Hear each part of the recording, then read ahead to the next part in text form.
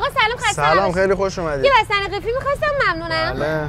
من عاشق بستنی قیفی های شما آقا، هر روز میام اینجا. بفرمایید. یکم سفارشی تر دیگه، من مشتریم.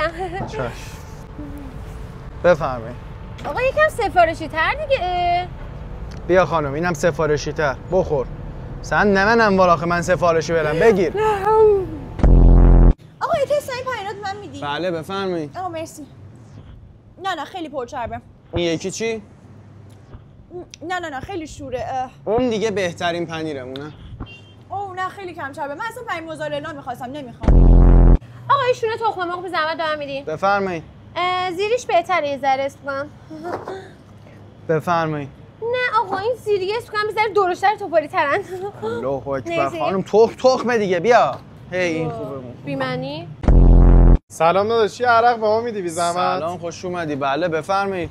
این عرق نه، یه عرق دیگه. یه عرق دیگه بهت میدم. اینم یه عرق دیگه. اینم نمیخوام، یه عرق دیگه. ای بابا. آها فهمیدم، اونی که شما دنبالشی یه چهارراه برو پایینتر اونجا دارم، ما اینجا نداریم، ببخشید.